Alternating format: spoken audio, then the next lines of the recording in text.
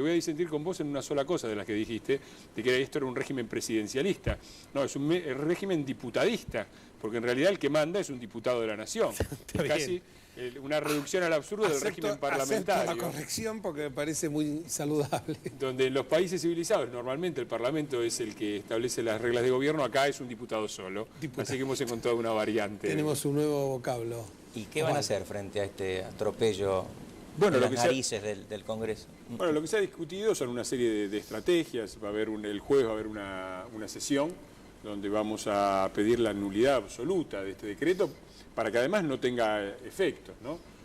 Porque si no, pedir la simple derogación sería convalidar los efectos que ha tenido.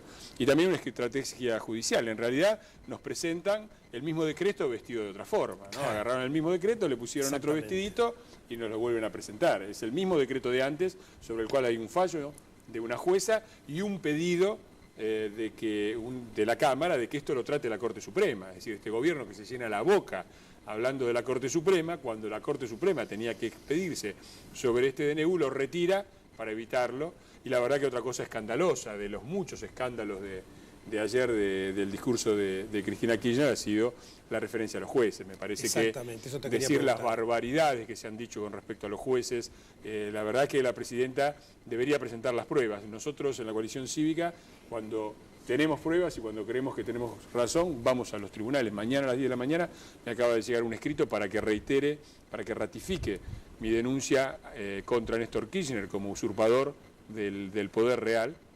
Y la presidenta o habla sin tener pruebas, lo que desde la más alta carga del Estado es de una responsabilidad institucional enorme, o verdaderamente está actuando como cómplice. Entonces debería dar una explicación. Y la verdad que esto no hace más que confirmar. Yo he visto el domingo las publicidades escandalosas pagadas por todos los argentinos, en Fútbol por Todos, donde les dicen al público que tiene que pagar cuotas más altas por culpa de tal juez con nombre y apellido. Un nuevo fascismo. Están escrachando. Faltaba que le pusieran el domicilio para que lo escracharan.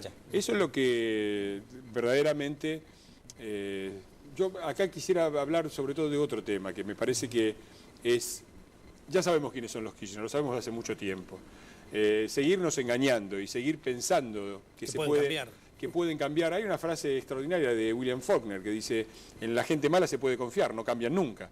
Y los Kirchner no cambian nunca, es hora de que hagamos la cuenta. Y el problema es que lo tenemos la oposición. Yo creo que ha habido una ingenuidad de la oposición en lo que ha pasado en el Senado, porque está bien la traición de Pichetto, pero todo el mundo sabe quién es Pichetto. Está bien la maniobra con Menem, eso lo hace el oficialismo, pero la verdad, haberle votado a Pampuro antes de cerrar y de votar todos juntos fue una gran ingenuidad, así como fue una gran ingenuidad, la verdad, ayer yo me arrepentí mucho de que no nos hubiéramos parado y nos hubiéramos ido en el medio del discurso.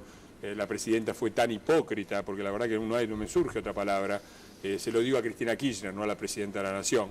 Respeto la carga, pero no respeto a la persona. Esa persona es una persona que aplica un decreto de necesidad de urgencia y lo esconde y no es capaz de decir que está aplicando un decreto de necesidad de urgencia. Además lo disfraza porque dice decretos de acuerdo por un acuerdo general de ministros. Claro, evidentemente tiene vergüenza y hace bien en tener vergüenza de eso. Pero acá el problema es la oposición. La oposición es, necesitamos, lo que los argentinos se tienen que preguntar es qué oposición necesitamos frente a los atropellos de los Kirchner y qué gobierno vamos a necesitar en el 2011. Porque ya de experiencias que se lleva puestas el PJ, ya hemos tenido suficiente. Necesitamos firmeza, necesitamos convicción, necesitamos gente que con su conducta ha demostrado saber poder pararse frente al poder pejotista y darle batalla. Y la verdad es que todavía la oposición tenemos mucho que avanzar en ese sentido. Osvaldo.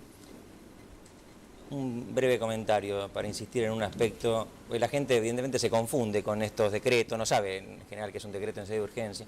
Había un decreto que creó el Fondo del Bicentenario.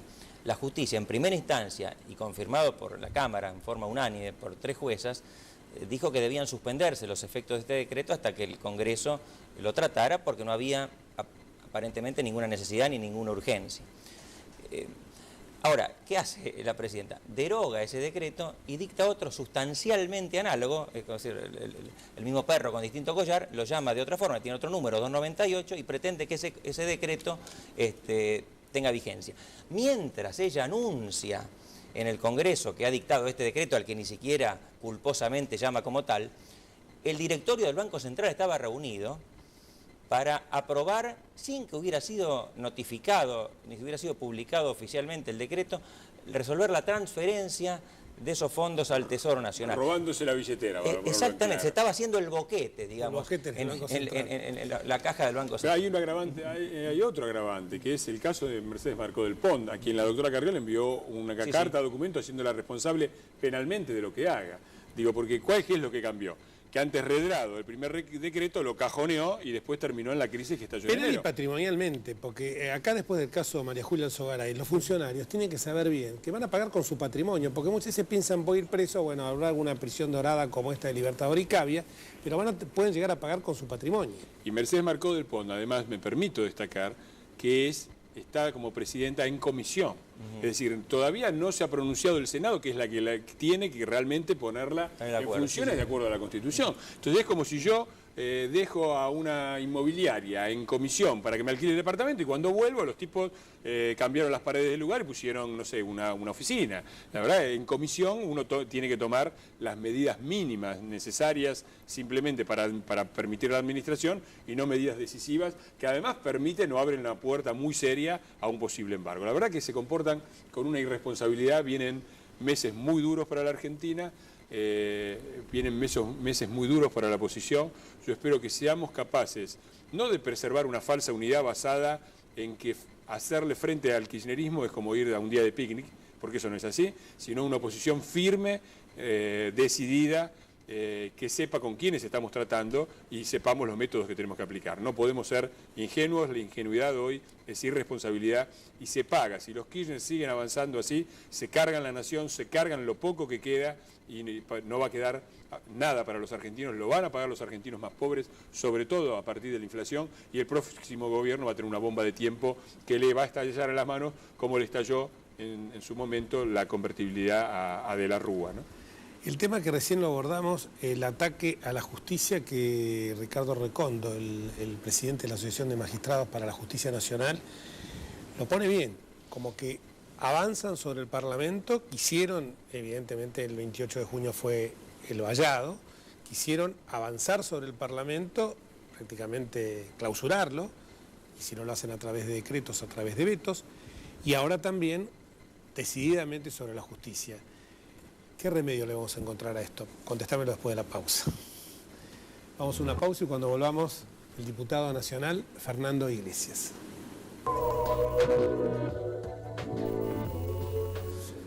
Algunos mensajes sumamente breves. Juana Villamartelli pregunta si cree que es posible una alianza contra el gobierno. Yo creo que no es contra el gobierno, es a favor del país, entre la coalición cívica, el radicalismo y Cobo. Felicita por el programa y lo felicita también a Fernando Iglesias. María del Carmen agradece por las informaciones que recibe semanalmente de la liquidación de Casaba. Lorenzo de Palermo, ¿por qué no le piden un juicio político a la presidenta? María de Villa del Parque piensa que el conductor es golpista y por eso está a favor de Uruguay y Chile. Como recién me contaba en la pausa el doctor Pérez San Martino, no hay una lógica entre la premisa y la conclusión. Primero que de golpista no tengo absolutamente nada. Entre el 76 y el 83 no ocupé ningún cargo durante el gobierno militar y antes bien fue uno de los pocos que a veces se lo calla, pero es bueno decirlo que presenté 3 habeas corpus por personas desaparecidas que felizmente pudieron recuperar su libertad y quedar blanqueadas, como se decía con una expresión muy triste en aquella época. Dice que por eso estoy a favor de Uruguay y Chile, realmente no lo interpreto, pero bueno, también la carta abierta dice que somos destituyentes. Marcelo Villurquiza, ¿cómo se desactivan las trampas políticas del gobierno? Y esto va enancado con lo que veníamos hablando recién, de frente a este ataque a los otros poderes. ¿Qué se puede hacer? Yo creo que hay 2 instancias. Hubo un mandato muy fuerte el 28 de junio de parar a los Kirchner. Y esto se tiene que hacer a nivel parlamentario. Es decir, la oposición tiene que estar unida, pero tiene que estar unida en la firmeza y no en la ingenuidad. Y hay que ir avanzando en algunos temas. Por ejemplo, el Consejo de la Magistratura es la espada de Damocles que evita que los jueces puedan actuar o los condiciona fuertemente. Hay que ir a por una reestructuración completa del Consejo de la Magistratura. Hay que recuperar es decir, el resto de los poderes de la República. El gran problema que tenemos es que este es un poder autoritario y como todos los poderes autoritarios creen que el Ejecutivo es todo.